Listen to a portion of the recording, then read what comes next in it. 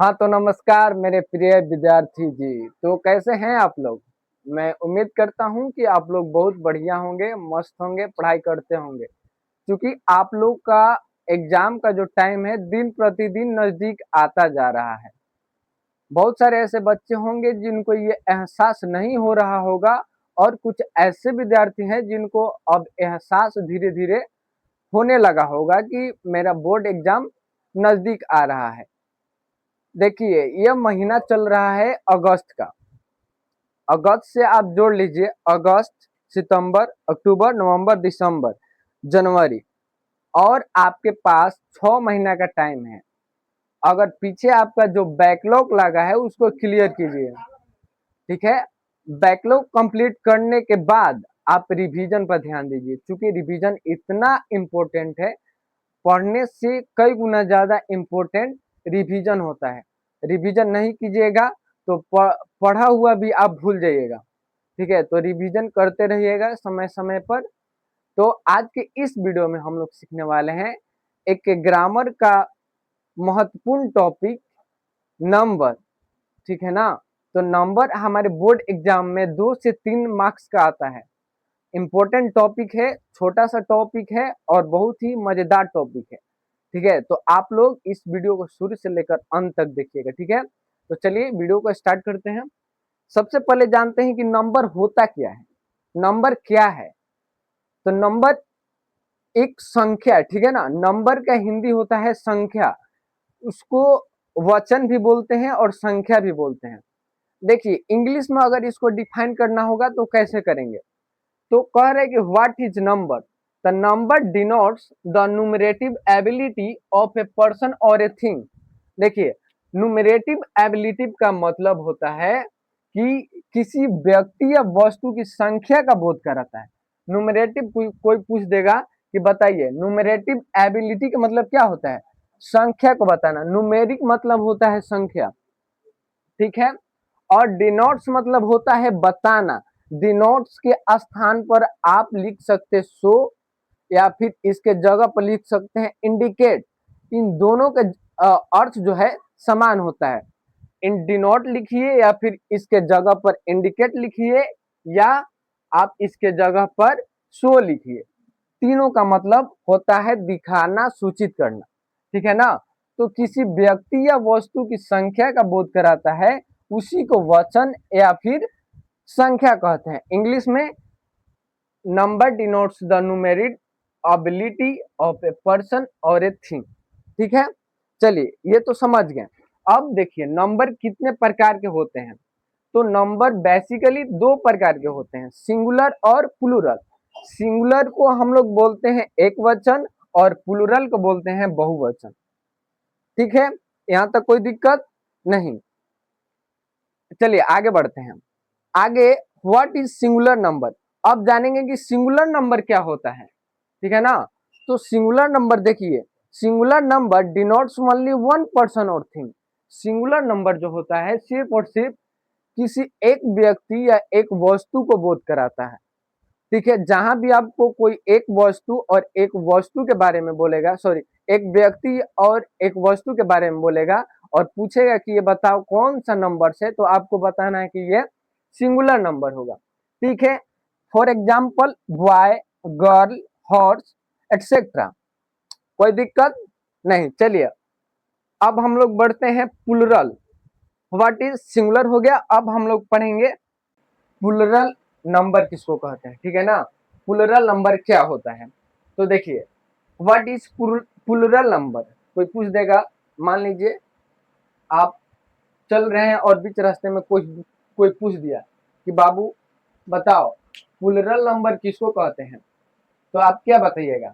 देखिए, ऐसे आम तौर पर आप बता दीजिएगा कि एक से अधिक व्यक्ति और वस्तु को हम लोग प्लुरल क्या मतलब नंबर बोलते हैं। बहुवचन कहते हैं उसको हिंदी में, और इंग्लिश में प्लुरल नंबर कहते हैं। तो ऐसे तो आप बता सकते हैं कि जो एक या एक से अधिक व्यक्ति या वस्तु होगा उसको हम लोग बहुवचन कहते हैं। अगर इसी को बोलेगा कि इंग्लिश में डिफाइन करो तो कैसे करोगे? चलिए हम बताते हैं। देखिए, तो कहना कि plural number denotes more than मतलब होता है अधिक, ठीक है ना। वन पर्सन एंड थिंग, एक पर्सन सॉरी एक व्यक्ति, या एंड के जगह और लिख लीजिएगा तो बढ़िया रहेगा। पूछिए क्या है, बता रहे हैं, देखिए डिफरेंस बिटवीन और एंड, ध्यान दीजिएगा, डिफरेंस बिटवीन और एंड और में अंतर क्या है। और ओ आर और ए एन डी, एंड, देखिए और मतलब होता है अथवा, अथवा, ठीक है। एंड मतलब होता है और। इसको बढ़िया से समझने के लिए ऐसे एक सेंटेंस से समझते हैं। जैसे कोई सेंटेंस है, मान लीजिए राम और श्याम, राम और श्याम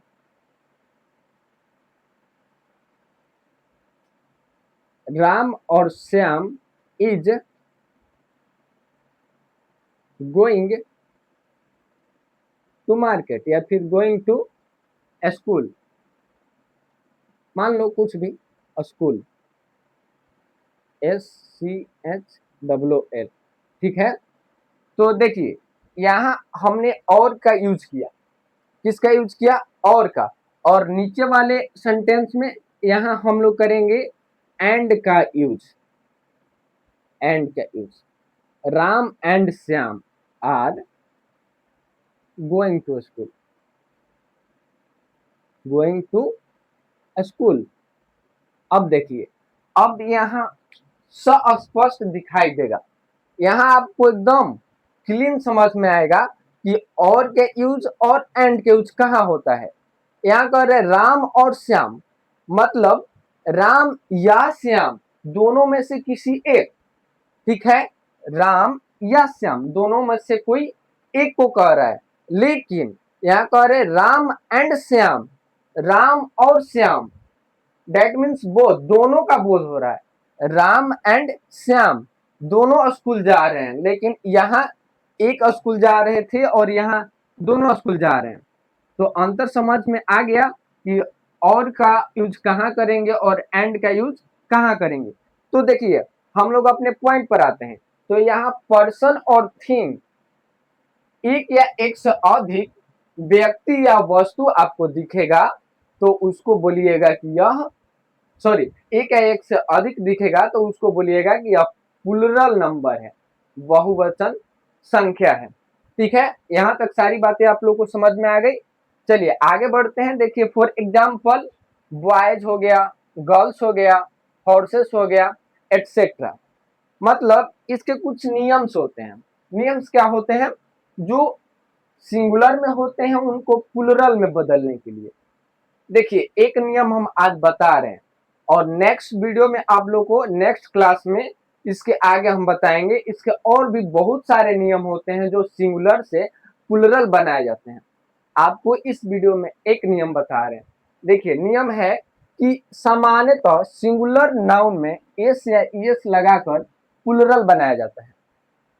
जो हम लोग बेसिकली प्लुरल बनाते हैं ना सिंगुलर से, तो उसमें एस या ईएस लगाकर बनाते हैं।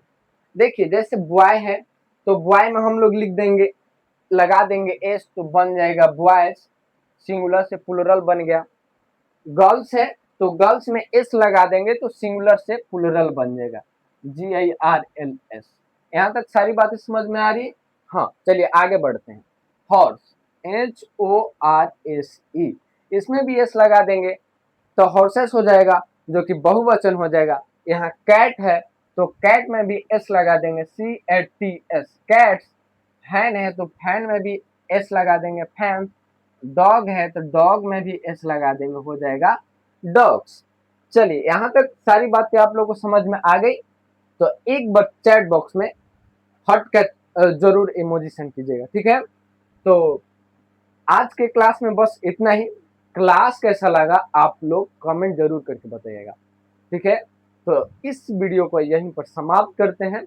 तब तक के लिए आप लोग कोई दूसरा सब्जेक्ट को रिवाइज कीजिए और अपने रिवीजन पर ध्यान दीजिए, ठीक है। तो इस वीडियो को यहीं पर समाप्त करते हैं।